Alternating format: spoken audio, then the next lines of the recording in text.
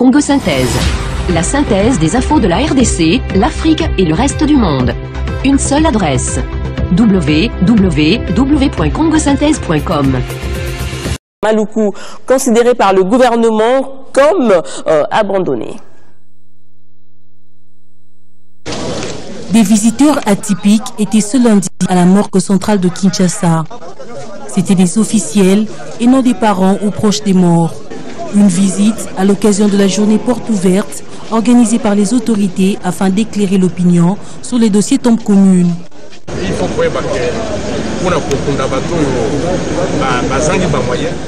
L'inhumation des indigents ne date pas d'aujourd'hui.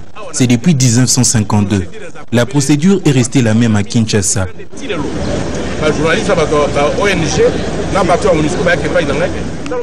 Les ONG et les journalistes sont venus me voir et je leur ai dit que nous n'avons rien à cacher. S'ils ont besoin d'une enquête judiciaire, c'est là et à la compétence de la justice. C'est un problème aussi de moyens, il faut dire la vérité. Parce que si chaque mois tu dois enterrer 400, 300, chaque mois 400, 300 cercueils, c'est un coût. Donc on va corriger pour que, à partir de l'élo, la Longoli autonomie mort centrale à Zagino. Le porte-parole du gouvernement affirme que ceux qui sont à la base de ces accusations seront poursuivis par la justice et le gouvernement continuera à faire son travail. Pas généreuse et qui abandonnent leur corps et l'État doit s'en occuper. C'est ça les 315.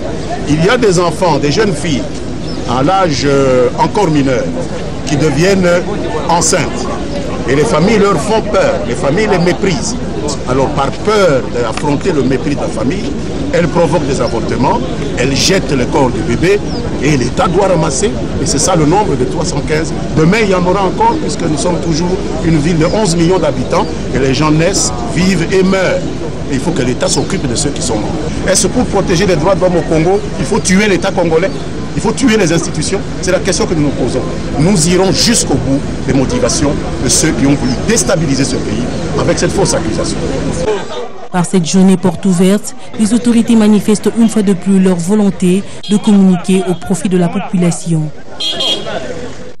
La croissance de l'Afrique subsaharienne ralentira autour de 4,0% en 2015 au lieu de 4,55% enregistré en 2014. L'information est de la Banque mondiale. Une précision apportée hier lors d'un point de presse sur la situation économique de l'Afrique.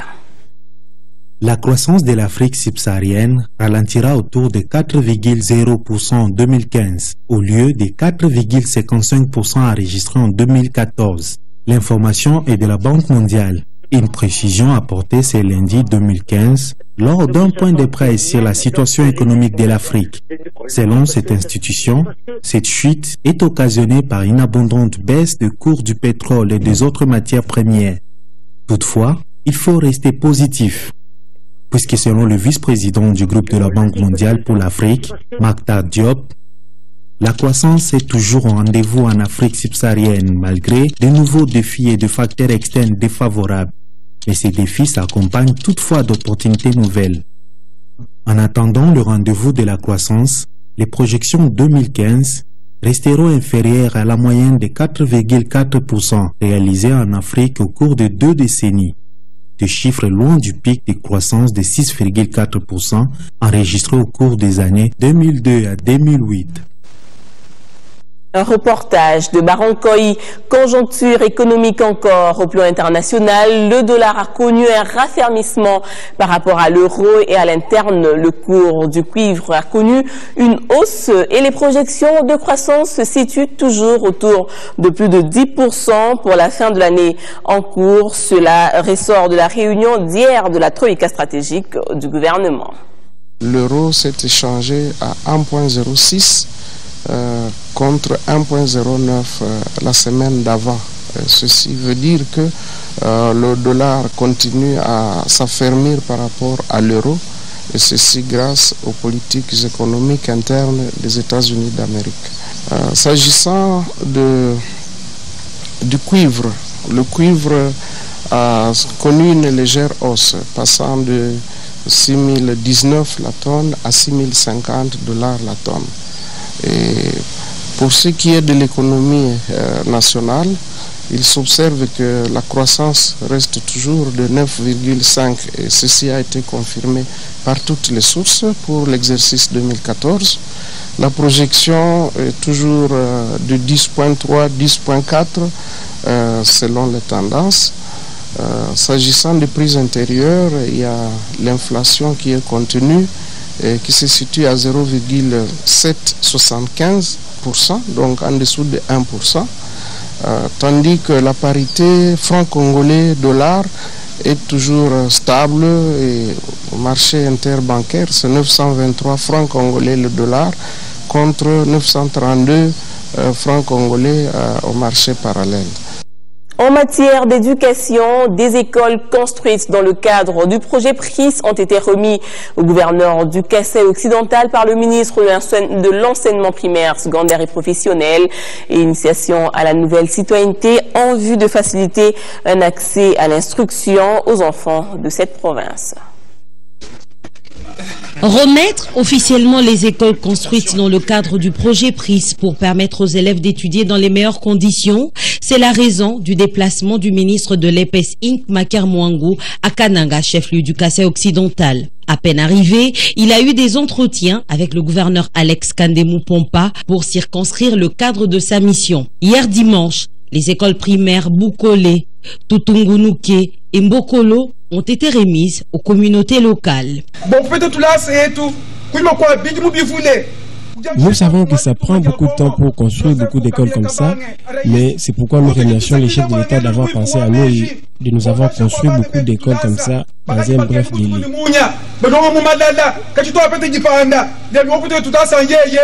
Et au gouverneur d'ajouter: je voudrais rappeler que dans toute l'histoire de notre pays en général, et celle de notre province en particulier, il n'a jamais été réhabilité ou construit autant d'écoles primaires en un laps de temps aussi court que celui que nous vivons avec ce programme, même si dans ce domaine les besoins demeurent encore très nombreux. Maker Mwangu, qui concrétise la vision du chef de l'État, a rappelé que ces écoles sont construites sur fonds propres du gouvernement. Il y a quelque temps, Joseph Kabila Kabang, il y a quelque temps, le chef de l'État m'a appelé dans son bureau. Il m'a posé certaines questions. Comment vous vous réjouissez lorsque les écoles sont construites par la Banque mondiale, la Belgique, Vodacom, etc., etc. Qu'est-ce qui manque au gouvernement pour construire les écoles afin d'améliorer et d'uniformiser les conditions de scolarisation sur toute l'étendue du pays? Car pour lui, l'éducation est le fer de lance du développement. À travers toute la République.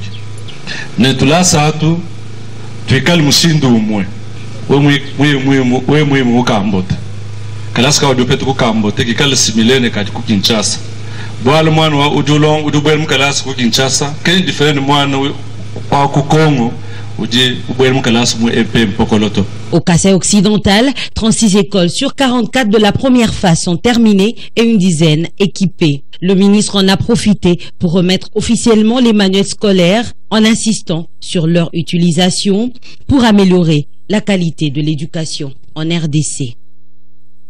Dans la fonction publique, l'atelier sur la validation du projet du cadre organique des structures administratives, des ministères et institutions s'est conclu sur l'idée d'organisation des tests pour la remise à niveau. Après 2 jours de travaux relatifs à la validation du projet de cadre organique des structures standards à compétences horizontales dans les administrations centrales, les ministères et institutions, le ministère de la fonction publique, en collaboration avec CMRAP et Profit Congo, avec l'appui du COREF, a clôturé ce lundi son atelier axé sur la fixation du cadre et des structures organiques. Objectif poursuivi, la réforme des administrations publiques. Nous allons transformer nos administrations en installant ces structures standards comme on l'a évoqué. Et nous espérons avec ces outils que nous mettons dans l'administration, dans le cadre des réformes, que ces administrations vont devenir plus efficaces, plus productives d'abord, proches des usagers.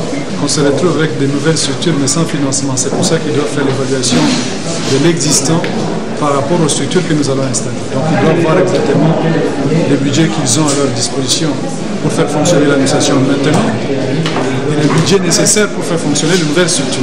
Je pense que la balle est dans notre camp.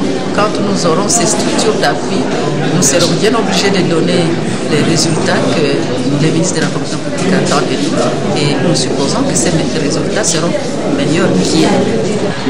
Il faut dire qu'à l'issue de ces travaux, de nombreuses recommandations ont été formulées, notamment la sensibilisation sur la réforme de l'administration publique et du secteur des finances pour faciliter ainsi leur mise en œuvre à tous les niveaux. Nous vous le disions au titre, en santé, un dépistage des lépreux dans la zone de santé d'Ingende aux environs de Mbandaka a été effectué par une délégation nippone accompagnée du ministre de tutelle dans le but de réduire sensiblement la propagation de cette maladie dans la contrée. Certaines personnes de bonne volonté s'investissent pour que disparaisse la lèpre dans le monde.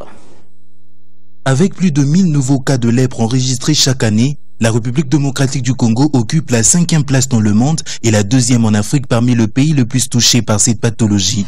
Et Ingende, dans la province de l'Équateur, est l'une des zones à forte endémicité. Voilà qui justifie cette visite du ministre de la Santé publique et une délégation conduite par l'ambassadeur de l'Organisation mondiale de la santé chargée de la lutte contre la lèpre auprès des peuples autochtones de cette contrée. Bravant la pluie et l'état des délabrements des infrastructures routières de cette cité située en plein forêt équatoriale, Félix Kabange Numbi et ses hôtes ont tenu à sensibiliser ce peuple sur les nouvelles mesures sanitaires instaurées pour la lutte contre la lèpre, notamment celles basées sur la reconnaissance de principaux signes d'alerte et le dépistage précoce. Message bien perçu qui ne tarde pas à produire les effets. 3 cas sont aussitôt diagnostiqués autour d'une centaine de pygmées en liesse. Ce qui va par la suite pousser le ministre de la Santé publique d'instruire au médecin directeur du programme national de renforcer la coordination provinciale en capacité de prise en charge. C'est après avoir passé près de 48 heures avec cette population autochtone que le ministre et sa délégation vont prendre leur vol pour Kinshasa, la capitale. Conséquence de l'exploitation forestière illégale en RDC, le pays vient d'être suspendu du commerce international de toutes les espèces de la faune et de la flore en voie d'extinction. Et c'est l'ONG Greenpeace qui a livré hier l'information. L'organisation demande à cet effet de sanctionner des exploitants forestiers impliqués dans cette destruction des ressources naturelles. Bibi Chungoua pour le reportage. C'est un coup dur que subit la République démocratique du Congo. Depuis mars dernier, le pays a été suspendu du commerce des espèces de la Convention sur le commerce international des espèces de faune et de flore en voie d'extinction. Une décision prise par le secrétariat suite à la non-satisfaction de ces exigences. Ces informations ont été livrées par Greenpeace lors d'un café de presse ce lundi. Il y avait des documents qui manquaient sur le commerce du bois et cette suspension des CITES devrait normalement atteindre toutes les autres espèces, c'est-à-dire le bois et tout ça. Mais nous avons ici démontré un cas d'une essence précieuse de bois exploitée par une société de la province orientale. La société s'appelle La Forestière, où nous avons relevé un certain nombre d'illégalités, c'est-à-dire irrégularités, illégalités. Une autre inquiétude soulevée par cette organisation non gouvernementale environnementale est l'illégalité dans le secteur forestier qui bat son plein, tenue pour illustration avec la société forestière. L'exploitation au niveau de la concession 003/11 de la forestière dans les territoires de Bafasende n'était pas à faible impact. Je vous ai montré des images que pour couper un tronc de bossé, il y a au moins un terrain de football d'étendue qu'on a rasé.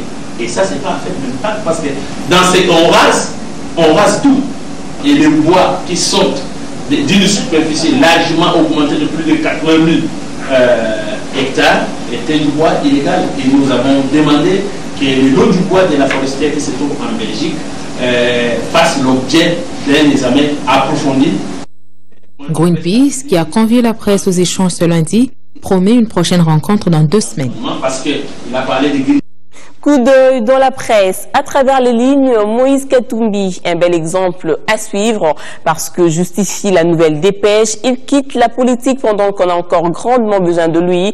Par ailleurs, Moïse est devenu un cas de grande préoccupation tous azimuts.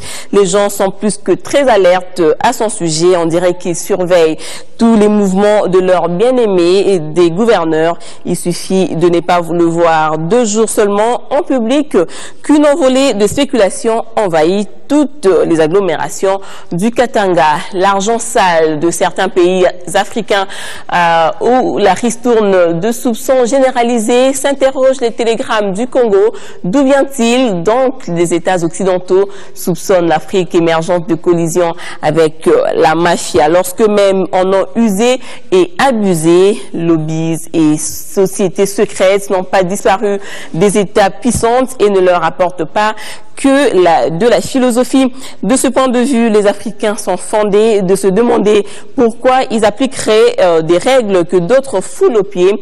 Pourquoi refuseraient-ils de jouer le jeu de la puissance comme le font les grands pays, se contentant d'être plus royalistes que le roi en matière éthique. En sport, 20e journée, plutôt 27e journée à l'entente provinciale de football de Kinshasa. Arc-en-Ciel affronte Renaissance cet après-midi au stade Père Raphaël de la Kétule. Arc-en-Ciel a 68 points à son actif et Renaissance 63. Au sujet de la Lina Foot, suite aux incidents survenus dimanche au stade Père Raphaël de la Kétule, au cours de la rencontre d'SMP Sangabalende, le président de Sangabalende a exprimé hier sa déception. Suivez. Indigné du comportement affiché par les supporters du Daring Club Motema Pembele Kinshasa, Alphonse Ngoï Kassanji n'a pas gardé sa langue dans la poche. Les incidents, alors que le match tendait à la fin, je crois qu'on était à la 85e minute, c'est les fanatiques des Daring habillés en blanc, vert, qui viennent directement vers nous, vers le président de Sangabalende et son staff pour nous agresser physiquement. Dans la même optique, le président de Sa Majesté Sangabalende lance un appel pathétique aux autorités politico-administratives de la ville-province de Kinshasa ainsi qu'à l'organe fêtier du football de la RD Congo à mettre en place un dispositif sécuritaire conséquent pour éviter ces genres d'incidents. Je lance ici un appel à l'endroit des autorités politico-administratives de la ville-province de Kinshasa. La police a fait son travail, mais les responsables de la Ligue nationale de football, de la FECOFA, doivent prendre des dispositions pour sécuriser les équipes. Le match face à Al Hilal Omdurman pour le compte de la Champions League de la CAF va se dérouler sans incident, a-t-il souligné. C'est un match historique pour nous, parce que pour la première fois, notre équipe, Sa Majesté Sangabalende, s'est qualifiée pour le 8e de finale d'une compétition africaine, pas la moindre, la plus prestigieuse de la CAF. C'est un honneur pour le comité sportif que nous sommes, que je dirige, un honneur pour notre staff technique, un honneur pour les joueurs. Et maintenant, il faut faire l'essentiel, c'est-à-dire, pourquoi pas jouer la finale. En dépit de tout, les Seigneurs de Mbujimayi sont très déterminés pour continuer dans la même lignée de victoire en victoire en championnat national qu'en Ligue des champions de la CAF. Par ailleurs, nous avons tenté de joindre les dirigeants du DCMP, mais en vain. Et voilà, c'est la fin de ce journal. Merci de nous suivre à Kinshasa et partout dans le monde.